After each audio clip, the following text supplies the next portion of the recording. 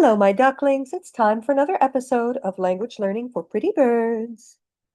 So, you've been memorizing your vocabulary and diligently studying grammar. And when you've had the opportunity, you've attempted a little conversation. So this means you're likely experiencing what we talked about in the last episode. You've learned a lot about the language, but it hasn't started turning into language yet. So, what do you do about it? Today's episode will give you everything you need to know to start converting explicit knowledge into implicit knowledge. So let's go. Part 1, Input. The magic ingredient is input.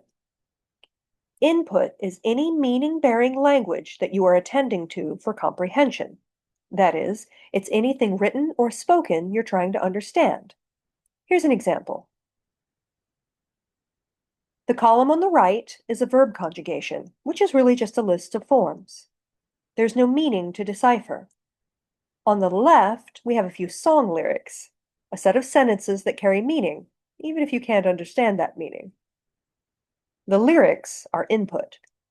So is a TV show, a book, or your partner's half of a conversation. Vocabulary lists, charts of forms, all that kind of stuff is not. It's not communicating anything. Input is the magic ingredient, and input is what was coming down Lucy's conveyor belt. The go-to analogy for input among us language dweebs is that it's like gas in a car. Your language learning vehicle won't go anywhere without it. And while that's true, I prefer to think of it more like a crock pot. The vocabulary and grammar rules you learn are your stew ingredients. No ingredients, no stew. But all the vegetables, meat, and lovely aromatics in the world will not produce stew until you've plugged in that crock pot and let them simmer together for a really long time. Part 2, Comprehension. You've probably heard someone say, and may have said yourself, "Oh, I understand Spanish better than I can speak it." People say this sheepishly, as if they're admitting a fault. We like to privilege speaking to the point where we use it as a stand-in for overall proficiency in a language. But emphasizing speech at the expense of the other skills, listening, reading, and writing, does everyone a great disservice. Because that will always be true. You will always understand more than you can produce, no matter what. In my native language, I could understand a great deal from a lecture on engineering, hopefully, but I'd never be able to give one. You have always been able to understand more than you can produce from the time you were a baby. And it will always be true in any language, in anything. So don't be sheepish. Just recognize that the embarrassment you feel comes from society telling you that the way every human's brain works somehow doesn't count as sufficient learning. Man, fuck that! So, I want you to unapologetically focus on comprehension activities. At the beginning of your studies, you'll be spending a lot of time on grammar and vocabulary. But as you progress, you want to spend more and more time reading, listening, or watching material in your target language. Eventually, it will be the bulk of your study and engagement with the language for the rest of your life. The time you spend at the conveyor belt, processing input for meaning in real time, is what converts the abstract rules you study into a working linguistic system in your brain. And this is what ultimately supports production. Do not feel that the time you spend watching a telenovela or reading comics in the target language is wasted. It's the most productive time you'll spend by far. The memorization and grammar study you're doing is a means to get you to the conveyor belt. Now, it takes a ton of input for this to happen. Your brain needs a lot of practice to make comprehension automatic and effortless. This is why immersion in another country is so effective. But now that you know why it's so effective, you can reverse engineer those conditions to get input at home.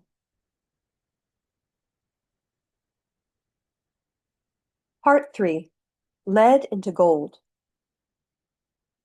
Here's how you get the most out of input. You got to make it comprehensible, You got to approach it with a Milonga mindset, and you got to be consistent. The big challenge, especially for independent learners who are just starting out, is to find comprehensible input. In order for input to drive acquisition, you need to be able to understand it, mostly. You're aiming for about 90 to 95% comprehension when you give it your full attention. So you should be able to get the gist and follow along. If you wanted to get very strong by lifting weights, you would select weights that are challenging but not impossible to pick up, right? If they're so heavy you can't lift them at all, they won't do you any good. Likewise, if you can do 50 reps without breaking a sweat, they're far too light.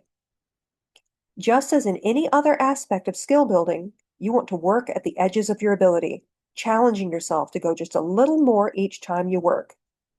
Understanding every word means it's a little too easy for you. There's a lot you can do to boost comprehension, and I do not want you to think of this as cheating. Rather, it's making the input usable at all, chopping up your stew ingredients before you put them in the pot. As teachers, we're trained to make ourselves understood in the target language to facilitate your learning, and we use all kinds of materials with pictures and other structured supports to get you to that 95% target when you've only been at this a few days or weeks. Independent learners have their work cut out for them, but there are some things you can do to jerry-rig some input early on and always. I always say it, you learn best what you already know. Remember that background knowledge increases comprehension. My Spanish is not great, but I could understand a paper on Argentine tango in Spanish better than a paper on string theory in Italian, or English, to be honest. So, engage with material that you already understand really well. I love to read Italian translations of books I loved when I was 10. The translation of Willy Wonka e la Fabbrica di Cioccolato is exquisite. Watch TV shows or movies whose plots you know, or read fairy tales or other broadly familiar stories. Wikipedia is available in most languages, and it's a treasure trove of reading material about anything that interests you. Learn in stereo. You get the benefit of input whether reading or listening, but if you can do both at the same time, each avenue for information will support the other. So, watch TV in the target language with target language closed captioning on. A note here, don't be tempted to put on subtitles in your native language. Brains are always looking for a shortcut, so it'll ignore 90% of the target language in favor of just reading the subtitles, trust me. No, you want the language you're hearing and the language you're seeing to be identical. This also means that if you're watching something that was dubbed from another language originally, the subtitle track is likely to be a different translation. Neither is necessarily a better translation than the other because they serve different purposes, but they won't match up exactly, and that's brain-breaking levels of confusing. You may need to watch a show that's dubbed or subtitled in your native language once to get the story, then watch it again in the original with closed captioning on. That kind of prep work is fine. You can also listen to audiobooks while reading along with the text, or listen to music while reading the lyrics. Remember my advice about memorizing songs? That's because it's structured input, baby! Memorizing a big catalog of songs early on is a great way to start yourself off with some input while you work up to other materials. Other supports to comprehension include visuals, so tutorials that demonstrate skills like cooking, makeup, or crafts are great too. So are comics or anything with lots of illustrations that help you follow along. And it's a good idea to learn relevant vocabulary before you engage to boost you to that 90 to 95% range. Remember the practica versus milonga mindset I talked about? Well, when you do comprehension activities, you want to stay firmly in a milonga mindset. That means you are going to go with the flow. Another way to think of this is like cardio. If you were going to ride your bike for its cardio benefits, you would get on it and ride for a sustained period without stopping. If you saw a rock in your path, you'd just steer around it. You wouldn't get off the bike to move it because your heart rate would drop and you wouldn't get the training benefits. Similarly, don't stop to look up words you don't know or fret about a point you missed. This is hard at first, and you may well find yourself watching a cartoon or reading a comic only to realize you're not at that 95% rate yet. That's fine, but in order to get there, the best thing to do is that prep work I mentioned earlier. Learn the words you don't understand, read a summary of the story on Wikipedia, or watch the movie in your native language first and then tackle it again in Milonga mode. Milonga mode should mean that your entire focus is on comprehension. When I was doing immersive Italian, I found that I was unable to take notes while attending a lecture. I could follow the lecture if I gave it my undivided attention, but it was like hooking a big fish. I couldn't let it go for an instant or it would be gone. That's as difficult as this should ever feel. And eventually you will get to the point where you can jot down notes or engage otherwise, because you'll have automated enough comprehension to free up working memory to do so. Aim for at least 20 minutes of sustained, focused comprehension activity every day to start with, and build from there. You can take a break every 20 minutes and then add more time.